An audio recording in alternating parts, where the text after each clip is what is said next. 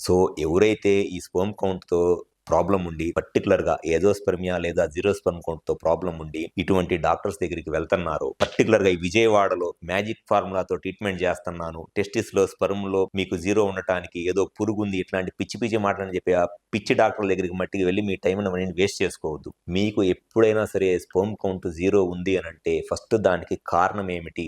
Testis నుంచి sperm పుట్టట్లేదా?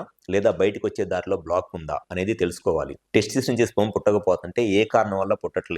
లేదా బయటకొచ్చే దారిలో బ్లాక్ ఉంటే ఎందుకు బ్లాక్ ఉంది? అనేది తెలుసుకుంటేనే ఈ ఎజోస్పెర్మియా లేదా జీరోస్పెర్మ్ కౌంట్‌కి ట్రీట్మెంట్ చేయొచ్చు. అంతేగాని దానికేం మ్యాజిక్ ఫార్ములాలు ఉండవు. అంతేగాని ఏదో వైరల్ కిట్‌లనో లేకపోతే మ్యాజిక్ ఫార్ములాలో పిచ్చి పిచ్చి ట్రీట్మెంట్స్ ఉండవు. అండ్ టెస్టిస్ నుంచి తీసిన స్పెర్మ్‌తో ఐయుఐ ప్రపంచంలో వాడు తప్పితే బుర్ర, బుద్ధి ఉన్న ఏ ఎదవ కూడా చేయలేడు. వాడు ఎదవ కాబట్టే వాడు చేస్తున్నాడు. సో ఎవరైతే ఈ స్పెర్మ్ కౌంట్ జీరో ఉండి దానివల్ల ఈ పిచ్చి పిచ్చి ట్రీట్మెంట్‌లన్నీ నమ్మి మోసపోతున్నారు. ఫస్ట్ మీ స్పెర్మ్ కౌంట్ జీరో ఉండటానికి రీజన్ ఏంటి అనేది తెలుసుకోండి. 100% మీరు వచ్చి నన్ను కన్సల్ట్ అవ్వండి. మీ జీరో స్పెర్మ్ కౌంట్ రీజన్ అయితే మట్టికి నేను గ్యారంటీగా చెప్తాను. రీజన్ ఏంటి అనేది తెలిస్తేనే ఆ జీరో స్పెర్మ్ కౌంట్‌కి రీజన్ ఏంటి అనేది తెలిస్తేనే అసలు కౌంట్ పెరగడానికి ఛాన్స్ ఉందా లేదా అనేది తెలిసిద్ది. మాకు విజయవాడ, వైజాగ్, రాజమండ్రి, నెల్లూరు, కర్నూలులో బ్రాంచెస్ ఉన్నాయి. ఈ 5 ప్లేసెస్ ఎక్కడైనా సరే కాల్ చేసి అపాయింట్మెంట్ తీసుకొని వచ్చి కన్సల్ట్ అవ్వండి. గ్యారంటీగా మీ జీరో స్పెర్మ్ కౌంట్‌కి రీజన్ ఏంటి? అండ్ ఆ రీజన్ తెలిస్తే అసలు నెక్స్ట్ కౌంట్ ఇంప్రూవ్ అవ్వడానికి ఎంత ఛాన్స్ ఉంది ఏంటి అనేది చెప్తాను. Thank you.